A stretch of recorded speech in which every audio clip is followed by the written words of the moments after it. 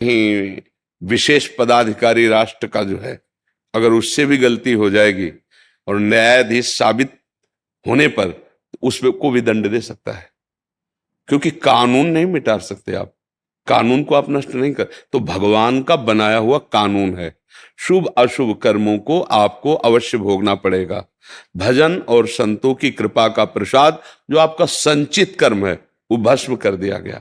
जो आगे नवीन कर्म हो रहे हैं, जिसे क्रियमाण कहते हैं, उनमें सुधार हो, और जो गलतियां होंगी उनको बहुत कम कष्ट वर्तमान में ही देकर, उसे लिखा पढ़ी में नहीं डाला जाएगा, वर्तमान में ही भुगता दिया। अब जो शरीर की रचना हुई है वो भोगना पड़ेगा। तो भजन का फल ये होगा कि आप धैर्य पूर्वक उसे भोग सकते हैं, आप आनंद पूर्वक भोग सकते हैं। यदि बहुत बुरा प्रारब्ध, जैसे इसी शरीर का है, बहुत बुरा प्रारब्ध है, ये अगर हम प्रियाजू की शरण में ना होते, अगर हम भजन ना करते होते, तो यही रोग हमारी दुर्गति कर देता। मतलब हम डिप्रेशन में होते। कब तक झेलेंगे? कितने प्रश्न? कोई प्रश्न नहीं है, कोई शिकवा शिकायत नहीं, कोई चाह नहीं। अभी शरीर छूटे या 10 वर्ष बाद छूटे या 10 मिनट बाद छूटे, उसके लिए एकदम तैयार है। क्यों? क्योंकि प्रभु का आश्रय लिया, जो बना उनका भजन किया, तो उनकी कृपा से बल आ गया सहने का। हर परिस्थिति में एक आनंद बना रहता है। ये अंदर की बातें बताई नहीं जाती। कष्टप्रद परिस्थिति, डायलिसिस में बहुत ही कष्टप्रद ये प्रक्रिया है, जब पूरा शरीर रफ्तार से खून निकलकर मशीन में जा, हर नस नाड़ी पीड़ित होती है, लेकिन इधर कष्ट हो रहा है बाय, और उधर आनंद हो रहा है। एक अद्भुत आनंद, एक अद्भुत शीतलता, एक अद्भुत, मतलब उसका वाणी से वर्णन नहीं। ये है, अगर हमें प्रभु पे विश्वास है तो किसी न किसी मेरे कर्म का फल भुगताया जा रहा है। पर उनका दुलार देखो कैसे भुगताया जा रहा है। 1:30 बजे रात्रि से उठ के दिनचर्या शुरू है, सत्संग हुआ, श्री जी की सेवा, वन विहार, आप लोगों से भगवत चर्चा, कैसे समय व्यतीत करवा रहे हैं। यही अस्पताल में व्यतीत हो सकता है, व्हील चेयर में बैठ के चल सकते, हालत चिंतन खराब, कब तक कब तक, क्या कैसे, क्योंकि ये तो मृत्यु पर्यंत के साथी है, ये ऐसा थोड़ी कि कभी ठीक हो सकता है। अब जितना जीना है भयंकर कर। अब क्या है, अगर भजन ना होता तो बोलो क्या दुर्गति होती। इसीलिए हम कहते हैं, जो आप भजन करते हैं, सतमार्ग में चलते हैं, तो आपको पता नहीं आपका गोदाम भरा है कर्मों का, उससे वो भस्म होगा। पहले आपको जो दुख और सुख के जाल में फंसाने वाले कर्म एकत्रित हैं, उनका नाश होना है। वो किसी और से नाश नहीं होता, वो भगवान की शरण से और भजन से होता है। जो गुरुजन भजन देते हैं तो कटे कर्म बंधन संसारी, संसार में बांधने वाले कर्म बंधन कट गए।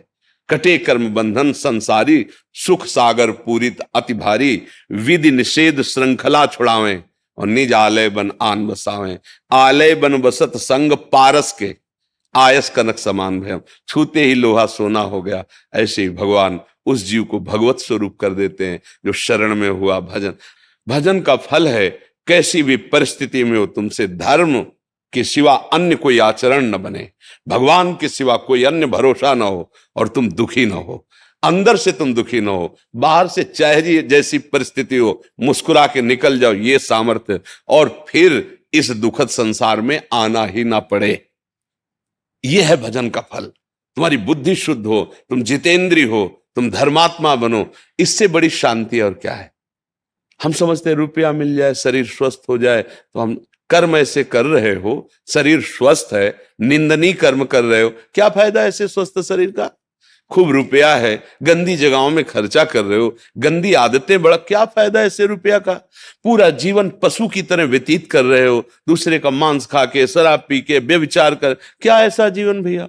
अगर धर्म से चल रहे हो, भले सूखी रोटी खा रहे हो, तो आपका आगे जो भविष्य आएगा बहुत प्रकाशमान होगा।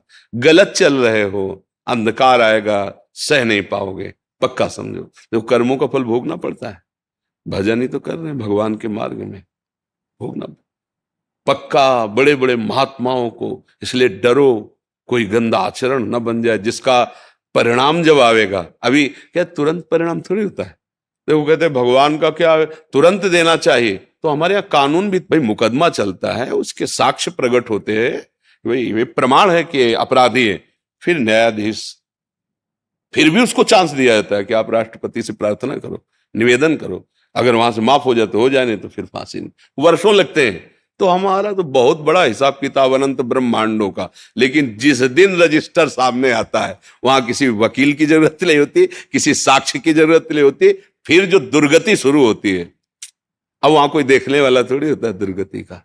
इसलिए बहुत सावधान रहो और विश्वास करो, भगवान की शरण में हो गए, अब दुख तुम्हें परास्त नहीं कर सकता।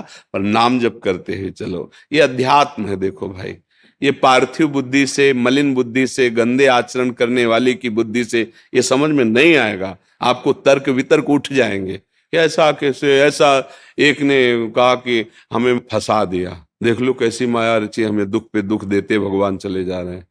चल चलो तुम्हारी बात मान गए, तो भगवान संत रूप में, सदगुरुदेव रूप में तुम्हें मुक्त करने के लिए भी तो है। शास्त्र रूप में तुम्हें मुक्त कर, ये खेल दुखदाई है, इधर आ, ये खेल खेल, मेरे दोनों खेल बनाए, अब तुम आज्ञा ना मानो, मनमानी जाके खेलो, तो दुख तो भोगना ही पड़ेगा। और अगर सही पूछो तो अपने आप से अपने आप में खेल रहे हो, किसी को नहीं। आप अपने को जानते नहीं है, इसलिए इस शरीर को मैं मानकर गलत भावना कर लिए। नहीं, आप समझो, चाहे एक चम्मच में गंगा जल ले लो तो गंगा जल, एक टैंकर भर लो तो गंगा जल, और धारा में तो गंगा जल।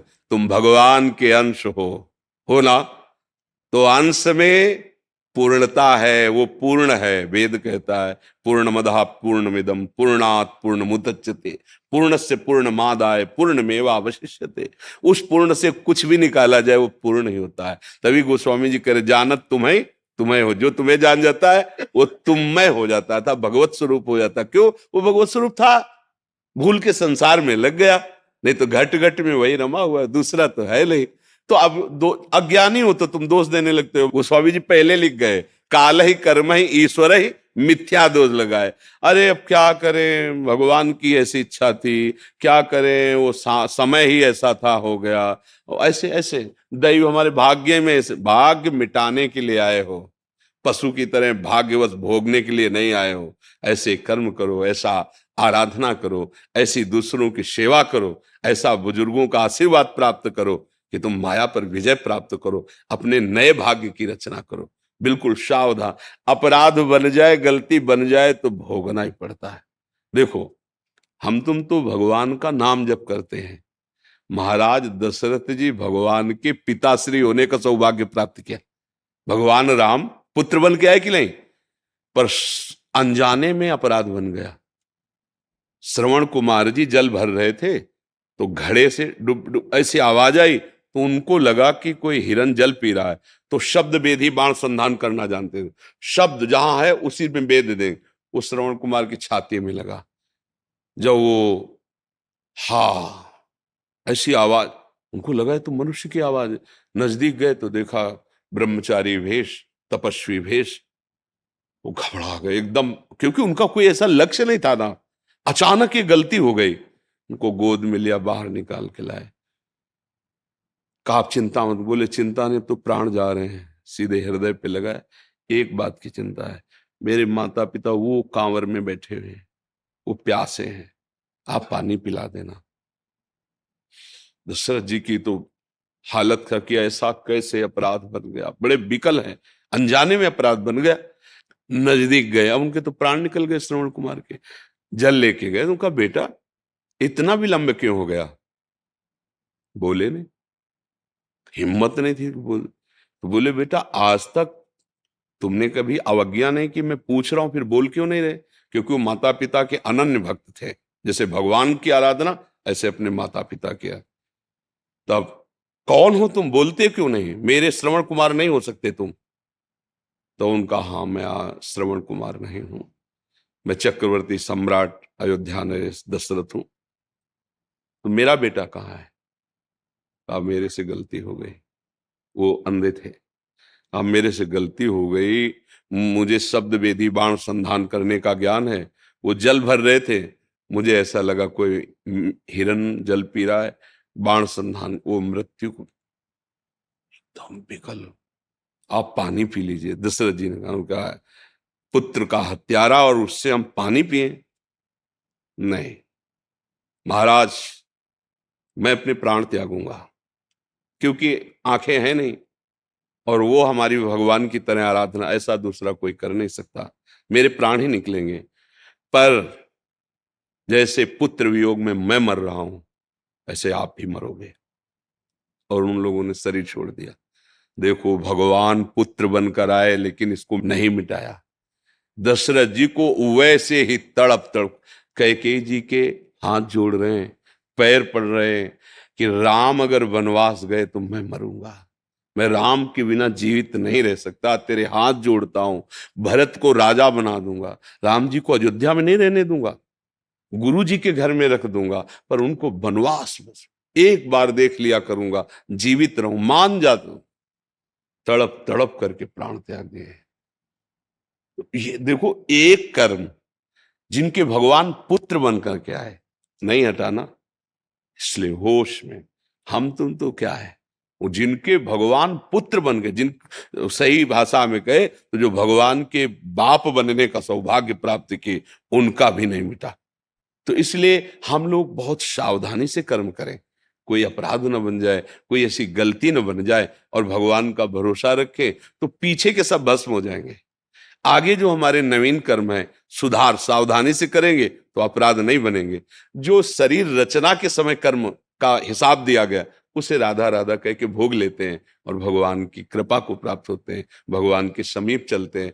बकाया ये जैसे मलिन बुद्धि से तर्क वितर्क, ऐसा क्यों वैसा, ये सब नहीं है, तुम समझ नहीं पाओगे। अध्यात्म है, जब तक भजन नहीं करोगे, पवित्र आचरण नहीं करोगे, तो आध्यात्मिक की बातें समझ में आ जाएंगी क्या?